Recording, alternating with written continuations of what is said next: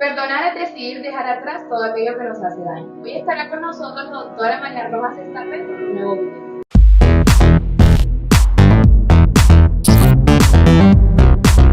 ¿Qué es exactamente la personalidad controladora? Bueno, la personalidad controladora es un tipo de personalidad que vive siempre en estado de alerta porque tiene que estar pendiente de todo lo que sucede a su alrededor y en su interior, de la imagen que muestra a los demás, de cómo son sus hijos, de la imagen que muestra a sus hijos en el colegio, de cómo es su trabajo, de los empleados, de los del entorno. Es decir, tienen que estar pendientes y controlar y entrometerse en las actividades de uno mismo y de los demás. Y esto genera un estado de alerta permanente, Cristina. O sea, la clave de este asunto es que son personas que no se relajan, que ven fantasmas donde no los hay, porque es imposible controlarlo todo. De hecho, yo siempre digo que la pandemia nos enseñó y nos vino a dar un golpe en la cabeza de deja de controlarlo todo, porque hagas lo que hagas no lo vas a conseguir. ¿Qué pasa? Que el ser humano se siente muy tranquilo, se siente mejor cuando controla las cosas que le suceden. El tener seguridad nos da unos pilares firmes, nos genera mejor autoestima, nos ayuda a tomar mejor decisiones, pero ese control es un arma de doble filo. Por un lado te da seguridad en ti mismo o incluso te da prestigio a nivel profesional, porque son gente más eficiente, son gente que funciona bien, son gente que cumplen, son gente que no te fallan, pero te obligan a estar siempre en tensión y, lo más duro, obligan a que las personas que te rodean estén siempre en tensión. Y eso genera un ambiente muy tóxico en el entorno. ¿Por qué? Porque estas personas tienden a ser meticulosas, son extremadamente responsables, asumen el papel de cabeza pensante en la familia, en el ámbito laboral, en las relaciones de pareja, y entonces te hacen ver siempre que lo hacen por un bien mayor. Esto, por ejemplo, estoy pensando en relaciones de pareja, ¿no? Si te convives, te casas con un controlador o con una controladora, siempre te acaba llevando a su terreno. Es por un bien mayor, es porque te quiero, es por el bien de la familia, es por el bien de tus padres, de tus hijos, y entonces dejas en un momento dado de pensar por ti mismo y te sumas a ese carro del bien mayor, que es muchísimas veces tóxico. Es decir, dejas de tener la capacidad de tomar tus propias decisiones porque tienes a un controlador en tu entorno que te manipula. Hay que tener mucho cuidado porque algunos controladores, Cristina, se acaban convirtiendo en personas manipuladoras, y eso saca lo peor de nosotros porque nos hunde, nos anula emocionalmente, afectivamente, y nos hace sentirnos muy mal. Ponnos un ejemplo de una persona controladora para que nuestros oyentes las identifiquen.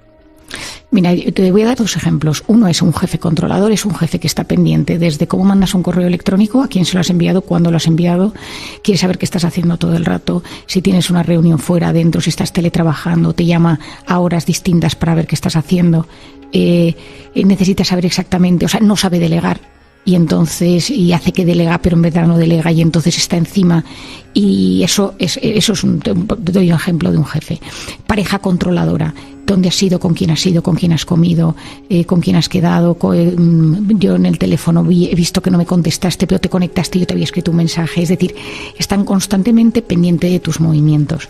Entonces, estas personas se creen que tienen derecho a entrometerse en tu vida. Es que eso es la clave. Es decir, se meten en tu vida profesional, personal, de ocio, y la pueden incluso dominar o la pueden modular como ellos quieren. Ten en cuenta que lo que ellos buscan es como una especie de que tú te entregues incondicionalmente a ellos. O sea, al final lo que les da paz es esa entrega incondicional. ¿De dónde surgen las personalidades controladoras? Hay varios tipos. El fondo es lo que es una vertiente de lo que es la personalidad obsesiva. La personalidad obsesiva en psicología y en psiquiatría tiene muchas facetas, pues desde los hipocondríacos, los obsesivos compulsivos, etcétera, y hay una faceta que es los controladores. Obsesivo, le doy vueltas a las cosas, soy rígido, quiero que las cosas sean como yo quiero. Esto es la clave.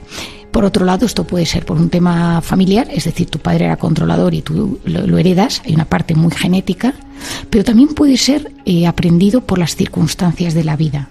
Es decir, tú imagínate, Cristina, que tú has vivido una situación de gran inestabilidad emocional en la infancia, donde cada día pasaba algo distinto. Padres que se llevan mal, padres separados, un día en casa de unos, otro día en casa de otros, problemas de precariedad, es decir, una enorme inestabilidad. ¿Qué pasa? Que tú vives en un estado de alerta permanente. Cuando te haces mayor, puedes derivar en dos facetas. Una es seguir en una especie de caos, de inestabilidad, y seguir replicando esas situaciones de inestabilidad, parejas inestables, situaciones inestables, o irte al extremo contrario. y volverte lo que se dice un control freak. Esas personas que al revés, o sea, a mí esto no me va a volver a pasar. Yo no voy a volver a vivir una situación de inestabilidad que no sepa si tengo comida a fin de mes o no. Entonces, o dinero a fin de mes o la nevera llena. Y entonces hacen la compra, y son hipermeticulosos con lo que hay en casa. ¿Me entiendes? O sea, es como que te vas al extremo contrario y buscas un exceso de seguridad para paliar esa herida que tienes de la inestabilidad que sufriste en la infancia. Uh-huh. Y todos tienen su origen en estas infancias, digamos, destrozadas. O de haberlo tenido a nivel familiar. Esto es muy típico de familias, o sea, padre controlador, abuelo controlador, y lo heredas. Tú ten en cuenta que cuando la cabeza toma el poder absoluto, porque la gente controladora es esas personas que sí o sí es la cabeza la que manda, no hay espacio para la emoción, no hay espacio para la intuición y no hay espacio para la improvisación. Es decir, todo se planifica. Tú imagínate un viaje con un controlador. Es un viaje en el que tú tienes... Claro, lo contrario de lo que un viaje de placer significa para mí, que es el descontrol. Tú imagínate, ¿a qué hora vamos a comer? Pues la comida será a las 2:15 en este sitio que hemos reservado en la placita de tal ciudad. Y entonces de repente llegas al museo, estás viendo una exposición, pero te retrasas, el controlador ya empieza a sufrir. El controlador ya se siente completamente desprotegido y entonces empieza a estar tenso y entonces empieza a no disfrutar y te empieza a hacer la vida imposible. Y llegamos tarde y es machacón, porque el controlador es machacón. Y entonces tú dejas de disfrutar porque esa persona no hay nunca espacio para la improvisación. Estas personas muchas veces, los que son muy controladores, toda la parte emotiva les parece un acto de debilidad. Es decir, no se permiten porque les parece un sentimentalismo enfermizo, y entonces es gente que controla mucho qué tipo de emoción transmite. Y algunos de ellos pueden derivar en lo que se denomina alexitimia. A, partícula negativa, lexos, lenguaje, timia, emociones, la incapacidad de expresar emociones. Muchas personas muy controladoras, muy rígidas, le cuesta mucho el mundo emocional. Son grandes, por ejemplo, son grandes jefes a nivel hemisferio izquierdo, es decir, a nivel de orden, mandato, hay que hacer esto, cumplo resultados a final de mes, pero todo el campo de la inteligencia emocional les cuesta muchísimo porque esa rigidez les impide empatizar. Tú no puedes estar a la vez siendo un gran controlador a la vez que eres súper empático, porque es que eso choca. O sea, eso son dos cosas contrapuestas. Entonces, a veces hay que bajar ese nivel de control, a veces hay que aceptar, delegar y aceptar ciertos errores. El controlador es muy perfeccionista y las cosas nunca están a la altura de lo que quiere, entonces siempre está sufriendo. Siempre está en modo alerta. Claro. ¿Y qué puede hacer la persona controladora para dejar de ser así? Bueno, yo creo que lo primero es, 1, detectar si lo soy yo, y 2, detectar si tengo a alguien en el entorno que sea muy controlador, que me esté afectando. Si lo soy yo, no hay nada mejor que aceptar ese punto y decir, oye, ¿y esto me puedo dejar ayudar? El otro día di una conferencia a mandos, a líderes de una empresa, y hablé de este tema, salió este tema, y recibí un correo de un tipo que se había ido a su casa y había hablado con sus hijos y les había contado la conferencia, y los hijos le dijeron, papá, ¿te han descrito a ti? Y el padre dijo, pues yo no me reconocía, y entonces me mandó un correo, ¿no? ¡Qué bueno! Pues, que alguien de fuera con cariño te diga, oye, yo creo que este exceso de control que tienes sobre tu vida, sobre la de los demás, te perjudica a ti, perjudica a los demás. No lo he dicho, Cristina, pero los controladores somatizan muchísimo, dolores de espalda, migrañas, temas de tiroides, temas de estómago. O sea, son grandes somatizadores. Lo que pasa es que no les da tiempo de darse cuenta porque están siempre gestionando algo. Entonces no escuchan a su cuerpo. Y si eres controlador, decidir por qué eres controlador. ¿Es porque todo en tu familia ha sido así, porque te han enseñado? ¿O porque es una respuesta a la infancia o a las situaciones que viviste cuando eras pequeño? Y decir, esto me está afectando a mí a nivel salud y me impide disfrutar. Porque claro, un controlador no disfruta, está siempre ejecutando, está siempre en alerta.